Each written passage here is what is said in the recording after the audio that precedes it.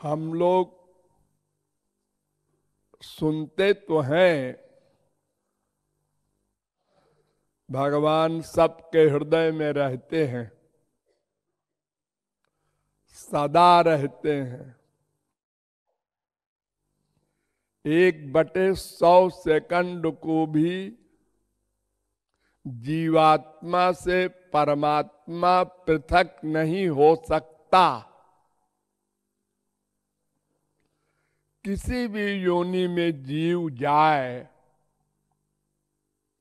भगवान सदा साथ रहते हैं।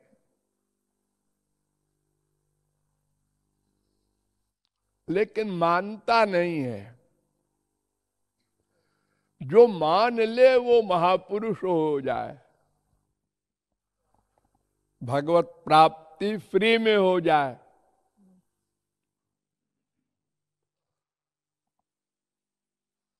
मुंह से जो लगातार बोलता भी रहे वो भी नहीं मानता।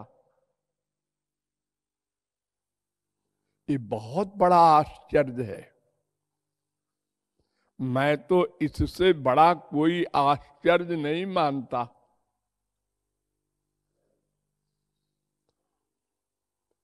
तो इसका अभ्यास करना होगा। अगर हम हरि गुरु को सदा अपने साथ मान लें तो फिर न कुछ साधना करना है और न कोई गड़बड़ी होना है। जितने अपराध हम करते हैं, क्यों करते हैं, कब करते हैं? जब ये जान लेते हैं, मान लेते हैं हम अकेले हैं। प्लानिंग करते हैं जब, तभी हम भूल जाते हैं कि भगवान हमारे हृदय में हैं। अगर माने रहें तो फिर कोई गलत काम नहीं कर सकते, सोच नहीं सकते। करना तो आगे की बात है। हम पहले सोचते हैं ना, गलत बात सोचते हैं। किसी को दुख देना है, किसी को कष्ट देना है, किसी में बुराई निकाल के उसकी निंदा करना है, झूठ बोलना है, बात बनाना है। कोई भी पाप हम करते हैं तो ये भूल जाते हैं कि वो हमारे पापा जी अंदर बैठे नोट कर रहे हैं।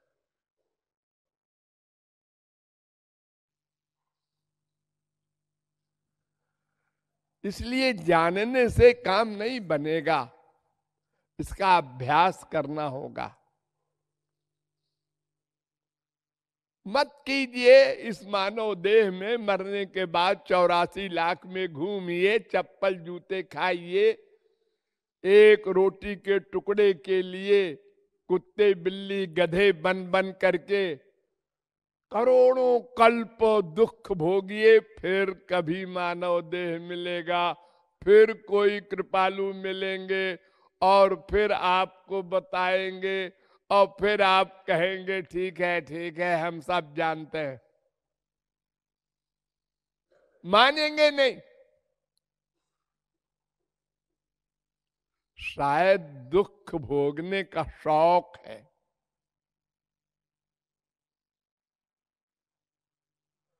और इतना बड़ा शौक है, अनंत जन्म बीत गए ये शौक पूरा नहीं हुआ।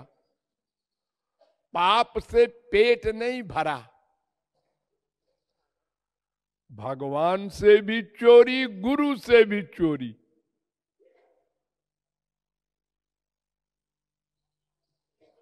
डबल अपराध। भगवान के प्रति किया हुआ अपराध तो गुरु क्षमा कर देता है,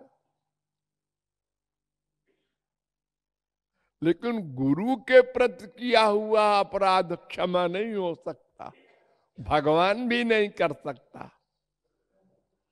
विष्णु स्थाने कृतम पापम गुरु स्थाने प्रमुच्यते, गुरु स्थाने कृतम पापम वज्रलेपो भविष्यति। गुरु के स्थान में किया हुआ पाप वज्रलेप हो जाता है, वो उसका कोई इलाज नहीं है, दंड भोगना ही पड़ेगा। और गुरु से चोरी करना बस सबसे बड़ा पाप का मूल है। ये जो हम सोच रहे हैं कोई नहीं जानता, गुरुजी भी नहीं जानते, ऐसी बात बनाएंगे गुरुजी के आगे। अगर गुरुजी कहेंगे ऐसा है, नहीं गुरुजी ऐसा नहीं है, आप बेवकूफ हैं, तो गुरुजी मान जाएंगे।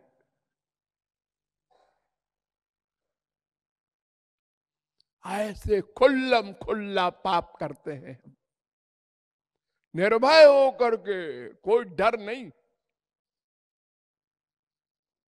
जैसे समझते हैं भगवान कुछ नहीं होता, हमारा कोई कुछ बाल बांका नहीं कर सकता, ऐसा दृढ़ निश्चय किए हुए हैं, तभी तो पाप करते हैं निर्भय हो।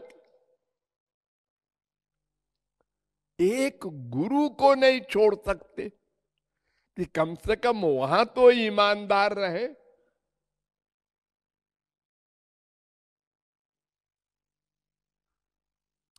तो इसका अभ्यास अगर करने का हम दृढ़ निश्चय कर लें और अभ्यास करें, तभी हमारा कल्याण हो सकता है। अन्यथा करोड़ों जगत गुरु मिले, भगवान के बाप मिले, ऐसे हम 84 लाख में घूमा करेंगे। हमारी जिद हमको 84 लाख में घुमाएगी। और अगर हम कभी मान लेंगे अपनी गलती और सुधारने का प्रयत्न करेंगे, हर समय वो अंदर बैठे हैं, नोट कर रहे हैं, हम क्या सोच रहे हैं, क्या मिलेगा ये सोचने से पाप कर्म, क्यों शौक सवार है दुख भोगने का, नरकादि अनंत जन्मों का दुख। अरे सहा नहीं जाएगा, इतना दुख होगा, चीख चीख कर रोगे, कोई सुनने वाला नहीं होगा।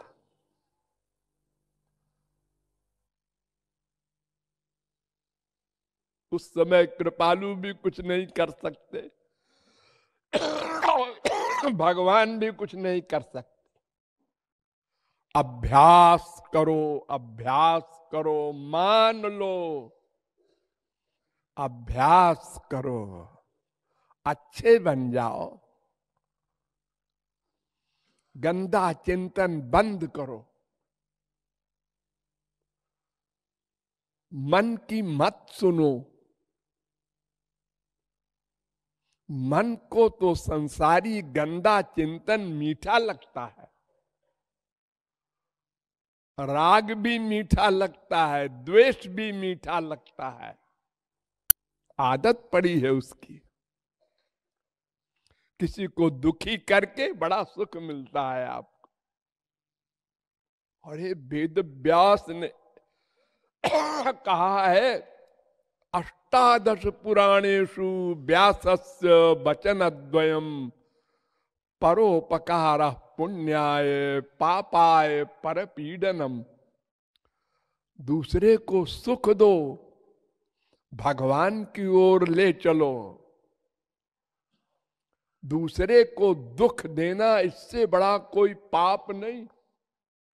पर पीड़ा सम नहीं अधमाई। हम लोग गृहस्थी हो चाहे बाबा हो, सब इसी दोष से ग्रस्त है। इस दोष को मिटाओ, अभी समय है। मरने के एक क्षण पहले तक बिगड़ी बात बन सकती है, फिर नहीं बनेगी। टाइम पार हो गया। फिर अगर कहो जमराज से कि 1 सेकंड रुक जाओ, बिल्कुल नहीं। इसलिए इस पर विशेष ध्यान दे करके इसका अभ्यास प्रारंभ कर दो। स्वयं को करना होगा और कोई करके नहीं दे देगा। इतनी बड़ी भगवत कृपा की जो अंतिम सीमा है वो हो गई कि आपको तत्व ज्ञान करा दिया गया। आप कहां भूले हैं बता दिया गया। अब फिर भी आप कहते हैं हम अपने मन के बताए रास्ते पर चलेंगे, तो फिर ठीक है, परिणाम सामने आएगा।